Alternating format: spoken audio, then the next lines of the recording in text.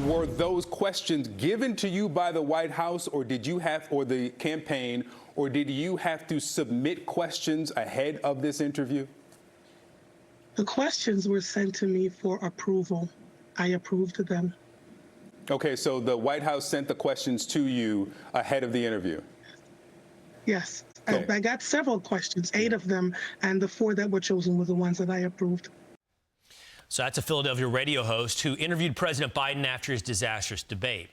There she is revealing the president's team provided pre-approved list of questions. This is more, in the mainstream media questioned his ability to serve.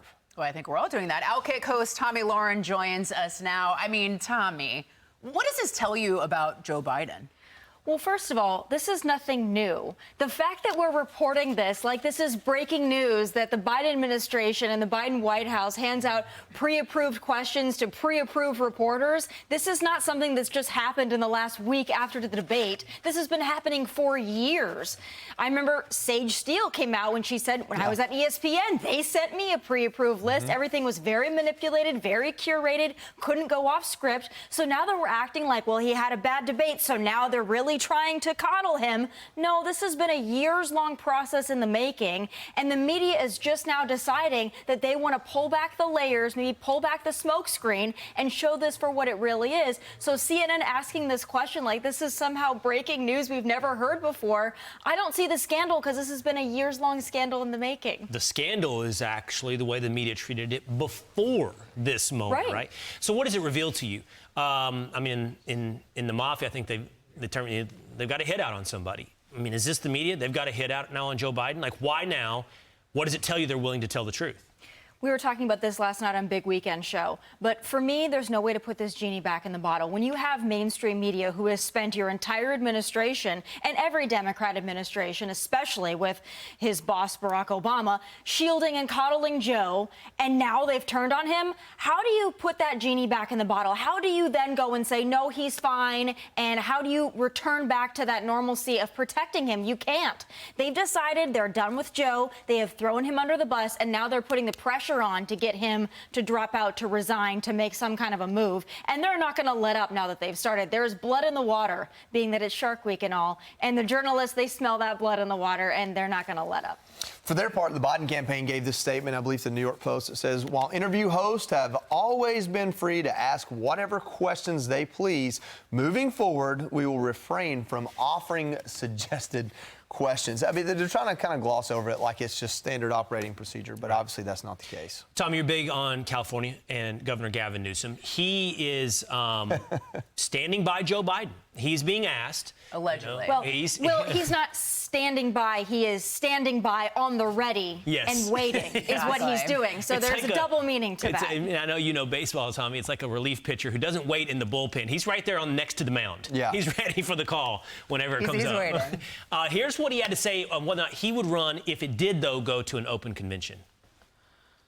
If it comes to an open convention, will you run? No, I mean, it's not even my lex. And that's not even, to me, it's the hypothetical that gets in the way of progress in terms of promoting this candidacy. And I think it's exactly where Trump and everyone else, is a legit question, but it's exactly where the other party wants us to be, is having this internal fight. And I think it's extraordinarily unhelpful. I said that literally the second after the debate. Here's a question on this. So I think you and I disagree on this a little bit. I don't think it's Gavin Newsom, even if Joe Biden removes himself from the race. I think they don't have a choice but to go to Kamala. If Gavin Newsom is, as you think, and many people think, really trying to get that nomination, why is he doing these other things? Why is he being so openly supportive when Mark Warner and others are saying, hey, it's time for you to drop out? He's being supportive because he wants to be the next in line. He wants Joe to look at him as somebody who has been a loyal ally to him, not somebody who's ambitious. So he's been going around for the last year or more in a shadow campaign for Joe Biden. Yeah. But he wants to be the likely person. And I want to point to that clip because I wish we had a body language expert. But to me, whenever he's answering questions about what he's going to do next, he never looks at the reporter. He kind of looks in the air and his eyes dart all around. He was asked also about Kamala being the next in line, and he once again, oh, it's insulting to even ask that. But he didn't say the first black woman president, if that's the route we're going to go, I'm cheering her on. He wouldn't go that far because, again, I'm still clinging to my theory it's going to be Gavin Newsom. He wouldn't be out campaigning for Joe if he didn't have Although ambitions. Joe Biden did tell us that he was the first black president in that interview. Well, there's a lot of things going on there. He said a lot of things. He said a lot of things.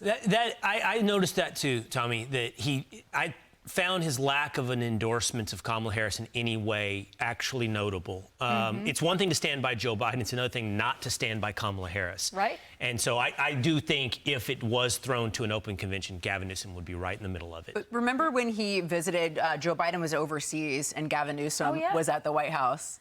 I wonder what he was doing. Looking at the decorations, deciding how he was going to make his mark on that White House. Listen, guys, I've been saying it.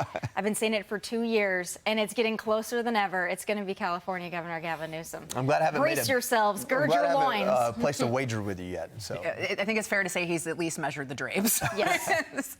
we'll continue to debate this on the Big Weekend Show. Thank you, Tommy. Let's do it. Yeah. Thanks, Tommy. All right. I'm Steve Doocy. I'm Brian Kilmeade. And I'm Ainsley Earhart. And click here to subscribe to the Fox News YouTube page to catch our hottest interviews and most compelling analysis.